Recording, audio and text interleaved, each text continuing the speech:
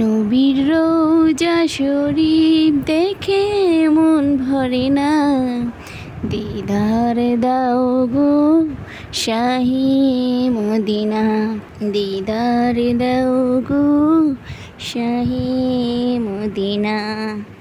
ইয়া রাসূলাল্লাহ ইয়া হাবিবাল্লাহ, ইয়া রাসূলাল্লাহ ইয়া হাবিবাল্লাহ। আরশের মেহমান করেছেন আল্লাহ, কত শান কত মান মোর কামলিওয়ালা, কত শান কত মান মোর কামলিওয়ালা।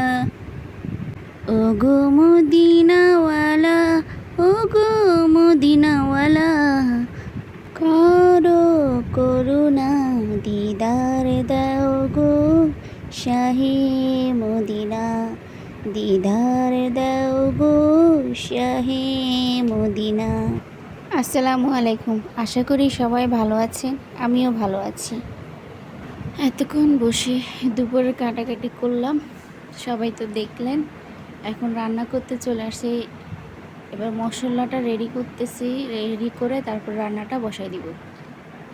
এই গজলটা না আমি যতবার শুনি এতবারই আমার থেকে ভালো লাগে। মাঝে মধ্যে নিজেও গজলের সাথে ঠোঁট মিলাই, ভালো লাগে, অনেক ভালো লাগে। কাতে কেমন লাগে জানি না, কিন্তু গজলটা যতবার শুনি ততবারই ভালো লাগে। এবার তো হজের সময় চলে আসলো, যার তৌফিক আছে সে যাচ্ছে, যার তৌফিক নাই সে যাচ্ছে না। আল্লাহ যেন আমাদেরকেও তৌফিক দেয়, কখনো না কখনো নবীর দেশে যেতে পারি। আমাদেরও ইচ্ছা আছে নবীর দেশে যাওয়ার। এই যে এখন মশলাটা রেডি করে নিলাম, এবার রান্না করতে যাব। চলো, প্লিজ ভিডিওর মাঝখানে একটা লাইক চেয়ে নিলাম, আর আমার ভিডিওটা যদি ভালো লাগে প্লিজ সাবস্ক্রাইব করে দিবেন।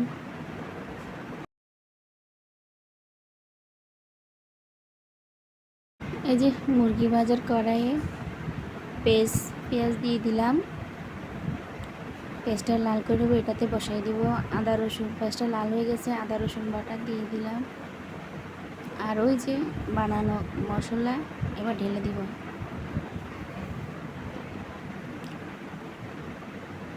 আমি এভাবেই রান্না করি।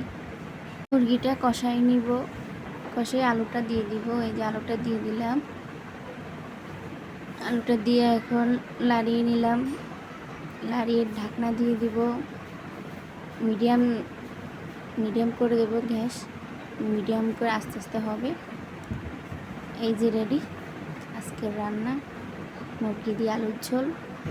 সবাইকে আজকের জন্য টাটা, আল্লাহ হাফেজ।